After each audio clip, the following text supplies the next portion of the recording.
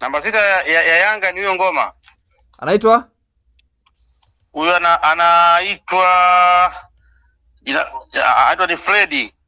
Okay, kutoka kwenye klabu ya Olympique de Safi ya Morocco. Huyo ndio namba 6 ya Yanga. Anaitwa Freddy Ngoma. Freddy Ngoma. Ambaye ametokea Olympique de Safi, ndio huyo anakuja Yanga. Ni mchezaji wa aina gani?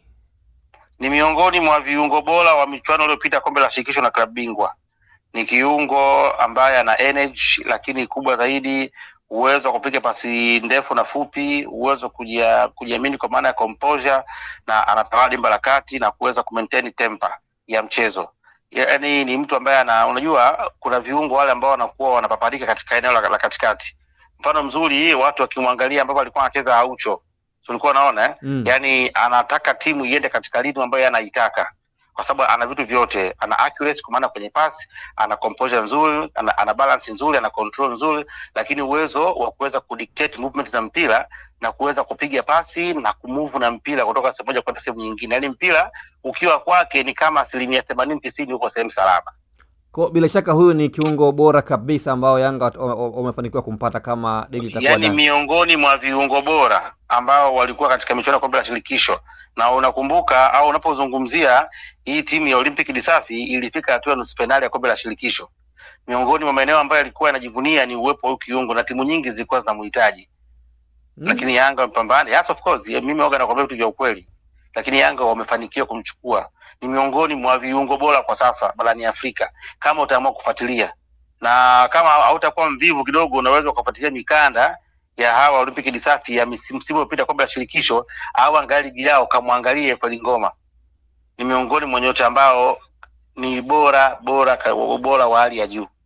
Ni mchezaji huru ama klabu imevunja mkataba? Ngoma alikuwa abakisha mkataba miezi 6 kwa timu yake. Kwa hiyo Yanga amenunua mkataba huo wa miezi 6. Amenunua na wanaweza kuondoka naye. Bila shaka ni usajili ambao ni pendekezo la kocha mkuu.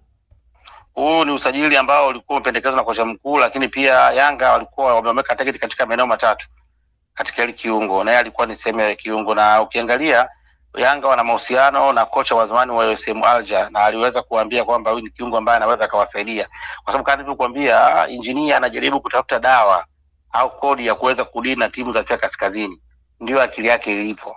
Kwa hiyo muda wote anakuwa anaangalia mpira wa kule Afrika Kaskazini na yeye aje namna gani. Ukiangalia usajili wingi wanaofanya Yanga safari hii, wamereflect, wameangalia, kwa sababu anajua kwamba moja ya weakness ya timu za ukanda wetu ni pale zinapokutana timu kutoka kaskazini. Yaani ukishapangiwa na timu kutoka Morocco, kutoka Egypt, kutoka Tunisia, angaje kidogo sasa Tunisia wameshuka, na kutoka Algeria, kuna nafasi kubwa kuto kufuzu. Lakini pia wao kule wanaingiza timu nyingi katika michuano ya Afrika na wana nafasi ya kupita kutokana na advantage na ligi ilivyokuwa bora. Kwa hiyo ukiingia katika hatua ya makundi, definitely kukutana timu 3 kama sio 2 kutoka kule na kwa jambo la kawaida.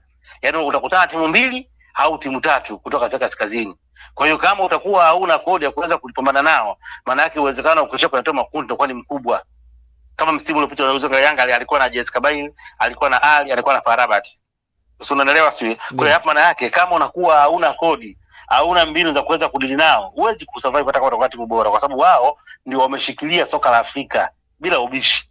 Na unaoangalia hata finali ya kombe la shirikisho, it was coming from Northern Africa, si ndio? Ukija kombe la klabu bingwa ni timu moja kutoka katika ukanda kusini, nyingine imetokea kule. Kwa hiyo katika timu zilizoingia finali timu 4, timu 3 zimetokea ukanda mmoja. Kwa hiyo inaonyesha kwamba wale watu wamedominate soka la Afrika. Kwa hiyo ili uweze kupata matokeo na uwe na ndoto ya kufika nusu finali au finali, lazima uwe na uwezo wa kuweza kuadhibiti. Kwa hiyo lazima utafute dawa ambazo zipo kule kwao. Kwa kiwalisia Yanga safari wamedhamiria kufanya vizuri zaidi kimataifa. Nafikiri nilikwambia, yani sio nusu. Yanga wanataka bingwa wa Afrika. I'm telling you brother. Mimi nakwambia kwa nyota hawa. Na kuomba hata ikitokea vitu vija kwa sasa, wewe unanirudia pia. Mimi nakurudia mara nyingi kwa sababu wewe unanirudia kwa sababu vitu vangu vingi ninavyokuambia unaenda vikitokea urudi useme. Nishasema kwa sababu mimi mwandike ninachokuambia ni kwamba sawa, ninachokizungumza mimi nazungumzia realistic na pure football. Mimi ninachokuambia ni kitu ambacho ninakifahamu. Ni mtu ambaye nafanya analysis. ni mtu ambaye anafanya follow up ya mara kwa mara kufuatilia. Yaani sitoki tu nikazungumza. Mimi nilishavuka hatua ya kutafuta followers, nilishavuka hatua ya kutafuta like, huko mimi nilishapita siku nyingi sana. Hatua ya kushindanisha mimi sipo huko, mimi nishavuka hizo level zote. Siko. Nakumbuka vizuri nakumbuka vizuri hata wachezaji ambao umewataja ikiwemo Peter Shalulile. Ni kweli dili lake ambao umelizungumza mapema kabisa limefanikiwa. Nilikwambia. Na nilikwambia maeneo ambayo Yanga anakwenda kusajili. Nilikwambia, lakini limeongezeka eneo moja ambalo hatukuliweka. Ni eneo la namba 5. Ambalo sasa hili limekuja kwa pendekezo la mwalimu. Ambalo lilikuwa halipo. Kwa Yanga wanakwenda kusajili beki wakati na tayari dili yake imeshakamilika. Atatangazwa. Wanakwenda wameshasajili beki wakati. Yanga wamesajili beki namba 5. Wameshamsajili beki namba 5, wameshamsajili. Unaona namba 5. Ambaye huyu beki anaitwa Omar Faruk. Miaka 25. Ambaye ni raia wa Ivory Coast, alikuwa anachezea Golden Arrows. Tayari amesaidi kutumikia Yanga mkataba wa miaka miwili. Kwa hiyo Jobu, Baka na Mwamieto wana kazi ya kufanya kwa ujio wa beki huyo. Yes, of course. Kwa hiyo kwa hawa wanakamilisha idadi ya wachezaji wawili ama kuna wengine pia huenda wakaongezeka? Leo mwandike nikwambie rasmi kupitia kwenye radio yako, kama ni channel yako, nikwambie rasmi usajili wa Yanga wa kimataifa umekamilika kwa kuweza kuongeza nyota wawili, Fredi Ngoma na Faruk. Badala ya hapo hakuna mchezaji mwingine atakayesajiliwa. Dili la Azizi limekufa rasmi, natangaza official hapa. Hakuna dili ya Azizi kurudi Yanga. Dili ya Gilimugisha imekufa rasmi, hakuna dili. Lakini pia dili ya pesa nilikwambia hakuna dili kipindi hiki. Yes. Na kwa sajili hizi ambazo zimefanywa na Young Africans, wewe unazionaje? Kwa sababu wamesheheni nyota kadhaa, wengi hawajaonekana lakini wengi pia ni wachache ambao wameonekana. Unaweza kuzungumziaje? Nilikwambia kitu kimoja, changamoto ya Yanga ilikuwepo kwenye eneo la mwisho. Kwa sababu ukiangalia, nilikwambia Yanga alishindwa kwenda robo finali kwa sababu alikuwa anakosa namna ya kuweza kutumia nafasi. Yanga amekuwa na ukuta mzuri, amekuwa na uwezo mzuri wa kuweza kuresist, amekuwa na uwezo wa kucheza vizuri lakini hawezi kutumia nafasi. Kama angekuwa na washambuliaji wenye uwezo mzuri wa kuwa target nzuri, Yanga angeondoka na alama 3 kule Algeria, Yanga angeondoka na alama 3 kule Morocco. Lakini pia angeondoka na alama 3 dhidi ya Ahli na angeenda kupotezea kule ugenini. Lakini hata kule ugenini alikuwa anaweza kuchukua zile magoli mawili kama unakumbuka. Kilichomwangusha ni eneo la mwisho. Alikuwa anakosa watu wenye experience na exposure kuweza kutumia nafasi hata katika michuano mikubwa. Ndio maana ameenda kuchukua wachezaji wakubwa. Leo hii unapomzungumzia Peter Shalulile, unazungumzia top striker in Africa. No matter what. Ndio mfungaji wa muda wote wa ligi ya South Africa. Brother, ligi bora miongoni mwa barani Afrika ni ligi ya South Africa. Yeye ndio mfungaji wa muda wote.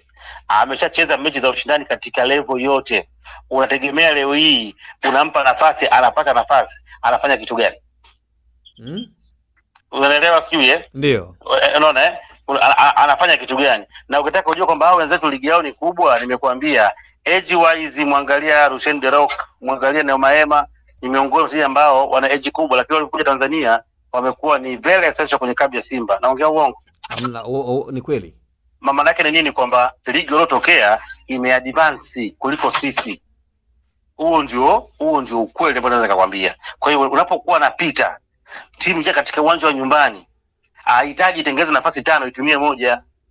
Lakini Yanga wamemchukua mshambuliaji yule Traore kutoka Saudi Arabia. Unaweza ukaona ambacho alikuwa amekifanya kule na exposure yake na ligi iliyotoka na experience. Unategemea anaweza kataka nafasi 10 anaweza kufunga nafasi moja? Na kumeanza minong'ono kwamba huyu mchezaji ambaye ametokea Saudia kwamba hana sifa kutokana na kanuni mpya za kuhudumu kunako ligi. Hili pia likoje?